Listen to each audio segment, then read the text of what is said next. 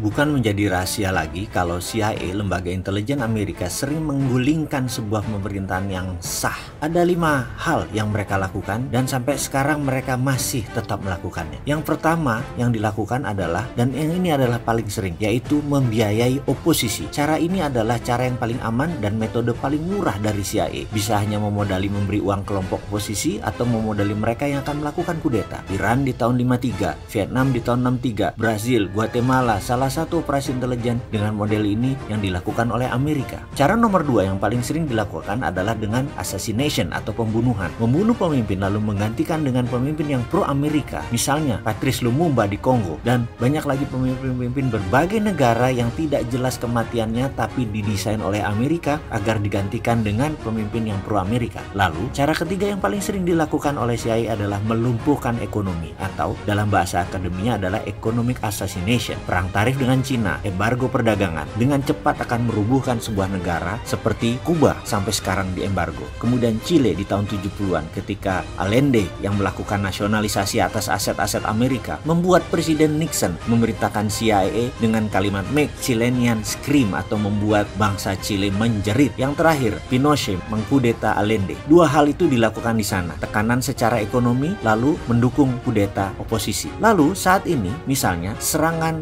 mata uang lira di Turki yang menjatuhkan 40% nilai Turki dalam setahun terakhir dan membuat banyak investasi keluar dari Turki. Kemudian juga Venezuela diserang dengan economic hitman sehingga inflasinya lebih dari 1000%. Indonesia di tahun 1997 adalah bagian dari economic assassination untuk merubuhkan rezim Soeharto. Kemudian saat ini yang paling sering dipakai adalah nomor 4, yaitu pengambil alihan kendali atas media. CIA akan membeli koran, membeli TV, membeli radio untuk merubah opini publik dan melakukan kampanye anti penguasa yang anti Amerika. Di Italia, CIA pernah membeli koran Rome Daily American agar Italia tidak jatuh ke tangan komunis. Namun sekarang petinggi CIA pernah berkata lebih gampang membeli wartawan dan redakturnya daripada membeli koran atau media. Karena itu, banyak sekali sekarang foreign jurnalis yang dibayar oleh CIA, dan di media warfare ini kuncinya adalah kendali informasi, di mana sekarang meluas ke internet dan medsos dengan analitik strateginya. Terakhir adalah membangun kepanikan atau menciptakan chaos, menciptakan ketegangan sosial. Seringnya ada demo atau street protest, itu adalah bagian menciptakan kekacauan atau chaos. Turun ke jalan berdemo adalah CIA style sekali. Coba lihat, coba ingat-ingat di Indonesia yang sedikit-sedikit turun ke jalan, belakangnya pasti siapa? Kita bahas detailnya di chapter yang lain. Dan pastikan mereka yang turun ke jalan itu tidak tahu apa motif asli demo tadi. Itu adalah kunci sukses demo. Misalnya tokoh Iran Muhammad Mossadegh yang menasionalisasi aset minyak Inggris di tahun 53, digalanglah demo besar-besaran sampai terguling, dan kemudian boneka Amerika Syah Iran dijadikan monarki lagi. Juga demo panjang Hong Kong saat ini, demo besar misalnya kemarin di Malaysia untuk menggulingkan Najib yang pro Cina beberapa tahun yang lalu. Ini semua adalah sedikit informasi tentang organisasi rahasia dan bagaimana operasinya, dan masih banyak lagi yang sebenarnya kita tidak tahu. Jadi ke depan ada baiknya Indonesia hati-hati. Kita harus punya strategi berlapis dan bermain cantik. Baru nanti kita salib mereka semua di tikungan. Barulah Indonesia bisa jadi negara besar.